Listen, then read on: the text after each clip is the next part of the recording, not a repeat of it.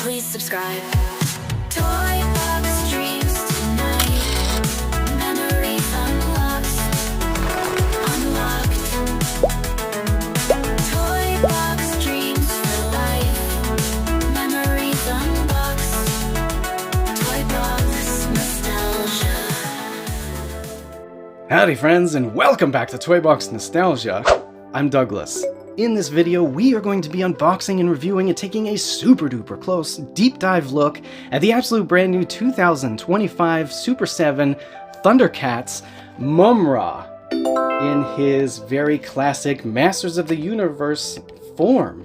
I think these might actually mix in pretty well with those ThunderCats of Grayskulls, what I've been calling it as a nickname for the new Mattel line that's coming out, which is a mashup of ThunderCats and Masters of the Universe. Very exciting. Those pre-release images that Mattel leaked or released are absolutely inspiring to me. Like, that's a very exciting toy line, and I'm just very excited to get my hands on that stuff. This stuff is fun too because I love ThunderCats and I love Super7. Now, this video is not sponsored, I gotta say that up front, though I am a Super7 affiliate. I pay for all of my stuff. All of my opinions are in fact my own, so I don't make them until I unbox and review them. Speaking of which, if you're new to Toy Box Nostalgia, you'd love to see more ThunderCats unboxing and review content show up into your YouTube newsfeed, then please consider hitting that subscribe button. It truly helps out the channel. If you're a fan of this new toy line from Super7, if you're just a fan of ThunderCats, or you just think Mumm-Ra's a badass, or, I don't know, you like Toy Box Nostalgia,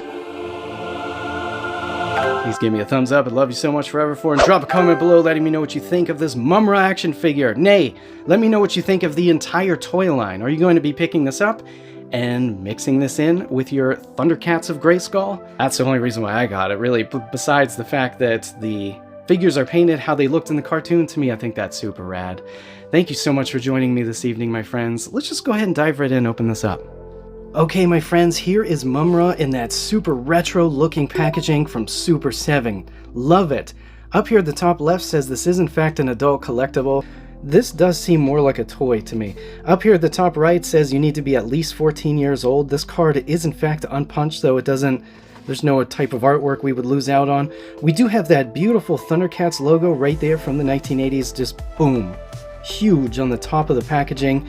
Says Mumm-Ra the Ever-Living in that same font that we see with all of the ThunderCats toys. Take a look at the action figure in that blister and inside that bubble. He does have two bands that go around his feet. I don't see any other bands.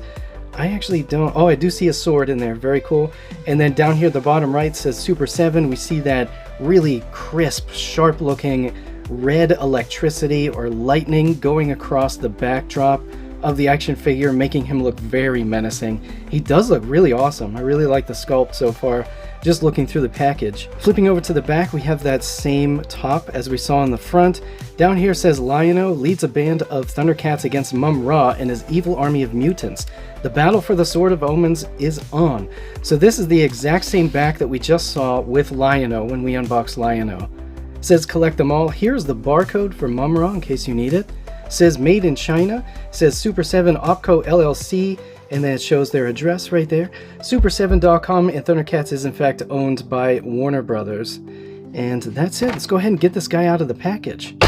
Okay, awesome. Look, take a look at this dude. He's giving off a very strong vinyl smell. Very awesome, just like Lion-O. We can see those bands up close now. We can see some of the action figure details. We do see the accessory, the sword right there, but he does come with two extra things that I didn't know about. He comes with this thing. I don't know what this is. I don't know. Maybe this was in an episode or something. And he comes with a cape. I had no idea he had soft goods. Let's go ahead and get this guy out of the bubble. Okay, my friends. Holy cow. All right, so we'll put the accessories aside for a second because we're going to start by taking a look at the action figure details. My friends, take a look at that amazing face. Look at this. There's like soft vinyl wrap pieces coming off of the head sculpt. This part feels like soft vinyl, and so do the little snake heads up here at the top. I love the sculpt. He looks very cartoony to me. He's got wraps around his neck. out of that same soft vinyl material. Kind of reminds me of the Mummy version of Mumm-Ra that Super 7 released in the Ultimates line. That's what this kind of reminds me of. Very cool. Take a look at that emblem on his chest. Absolutely razor sharp print. Beautiful. The colors really pop. He's got like a Skeletor blue tone. He's wearing gold bands that aren't actually gold. They're more like a dark mustard yellow, kind of like the same color as the... Yeah, take a look at that. It's kind of like the same exact color as the claw shield for Lion-O. His eyes are just straight up red. They're just painted red. His teeth are painted, and the inside of his mouth is painted black. It's painted black in there, but his mouth is hollow. I don't know if you can see it or not. It goes all the way back. His muscle sculpt looks kind of just like Lion-O's, as we saw before. The arms look exactly the same, minus the bands. And both of his hands are in a gripping form, just like Lion-O's. His abdomen sculpt is really nice. Really looks like vintage Masters of the Universe, classic style action figures. And then he's got like this dress piece that's two-toned. It has like an orangish red on his left side, and then a dark blue over here on his right side. Again, the same skin tone throughout. Kind of looks like the vintage Skeletor. We have yellow bracers on his legs. And then he has fur sticking out of the bottom of those bracers over top of his feet, and his feet are absolutely sculpted, but not, his toenails are not painted. Moving over to the back, this is what his back muscles look like. We can take a look comparison here between these two. He's definitely a little less toned than Lion-O as far as back muscles go. And then his cape. So his cape is on stretchy band. See the stretchy band right there? And I believe it opens up, but it came folded in the package. Gotta get that back underneath there like that. Yeah, so it opens up so we can in fact have that iconic cape. I think that's a nice touch, nice addition to this. The details look great. I really like the details. I love the popping colors. It does really look very cartoonish to me, but very squished. Like somebody just kind of squished him, you know? Like just went like this and just... So let's take a look at his articulation. We'll start with the head, and we could spin at the head. Not very far though. This piece right here seems to, yeah, it inhibits the spinning, so you could probably get 360, but I don't want to get a bunch of paint transfer on there. And it's not a ball joint, it's just spin, just like Lion-O. Moving down to the shoulders, definitely not a ball joint, it's just spin, just like Lion-O. And there's no other articulation all the way down, nothing. Moving down to the waist, we can spin at the waist, which is a nice addition there. And then moving down to the legs, obviously it's going to be inhibited by his dress here, but that's as far as you could go pretty much without ripping it, I think. Unless you warmed it up, but you could see the hinges inside there, and you could see that there is in fact articulation in the legs. Which is pretty good, you know, considering. And then there's nothing in the knee, there's no boot cut, there's no rocker or hinge down at the foot, none of the toes move, and yeah, none of the fingers move. That's it. So you have 1, 2, 3, 4, 5 points of articulation. That's it. Let's take a look at his accessories. So he comes with this sword that we're used to seeing from the cartoon. And yeah, I like, it looks very cartoony. Not a lot of details, kind of like watered down, but again, that's like cartoon style, if you ask me. I think this looks great. To get this into his hand, most likely going to have to warm this up like I did with Lion-O. Actually, no, I just kind of forced it into his hand and it worked well. I recommend warming it up for sure. He holds it perfectly. Look at that, like that's great. I mean, it looks good. Kind of wish he could turn his hands a little bit, but that's okay. His other accessory is this. I don't remember this being in any of the episodes or anything, and he could definitely, I feel like he can hold on to it. Yeah, he could definitely hold on to it. Maybe it's poison or something that says do not eat. Maybe he wants to give Lion-O some poison. Eat this desiccant. No! I think this is fun. I think these action figures are just fun. Let's see if we can get this cape off. Alright, so this is very complicated with all this stuff here, but it was very easy to get off. Actually, like if you wanted to put it wouldn't really make any sense, but if you wanted the red on the inside and the black on the outside, you would just have to put up with the ugly stitching right there, because they didn't make it 2 layers. But, you know, it does in fact come off. This is what he looks like without his cape on. He doesn't like holding his weapon anymore for some reason. I think he's mad at me. I was making fun of him. Okay, so I just stretched it back over his neck, and then you just kind of want to get it underneath his headdress. You know, make it look a little more natural. He may have turned his head a couple of times, but yeah, there we go. And that's it. This is stitched on. I don't understand why this would be considered a collectible. It just seems more like a toy to me than anything else.